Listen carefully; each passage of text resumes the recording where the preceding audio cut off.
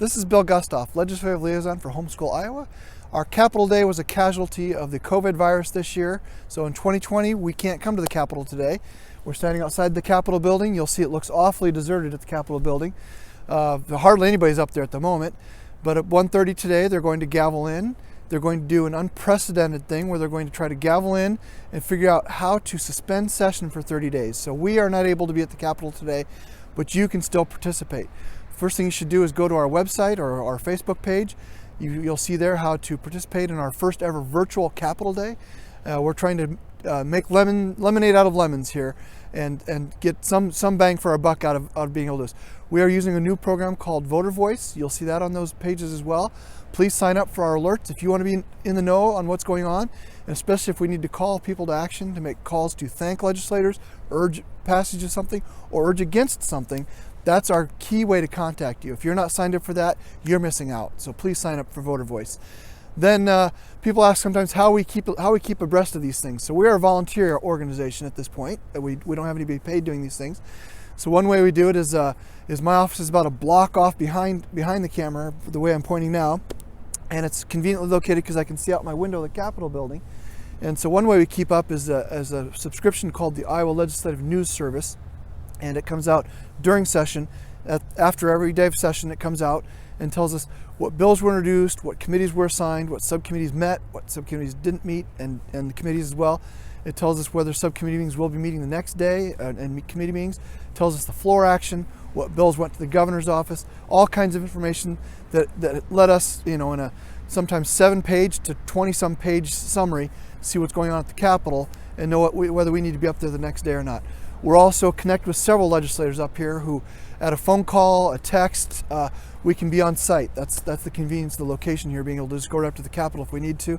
And you'll notice on the Capitol there are there are 3 flagpoles actually.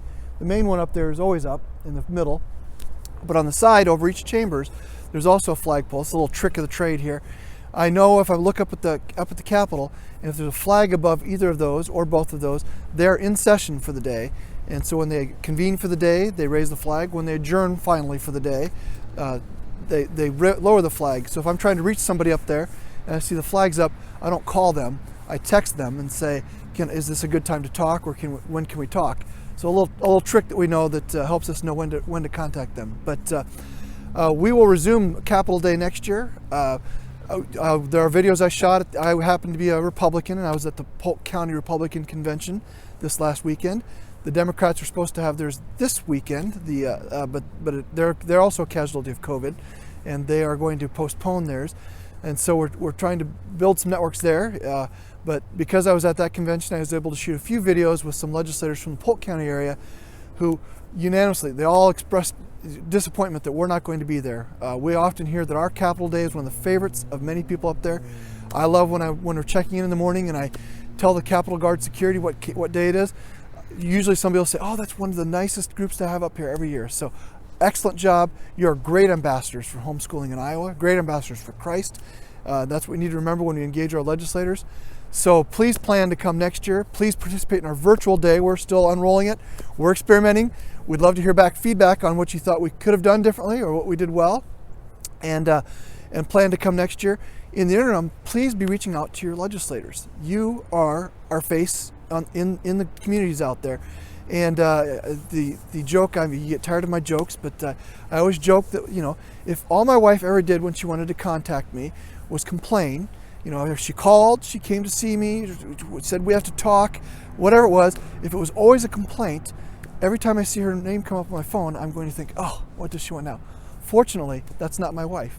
My wife and I have great communications. We build all kinds of goodwill with each other because there do come times in any relationship, marriage, working with legislators, when you need to go and say, we do need to talk about something that we're going to disagree over. So build those relationships now with your legislators. Take them out for coffee.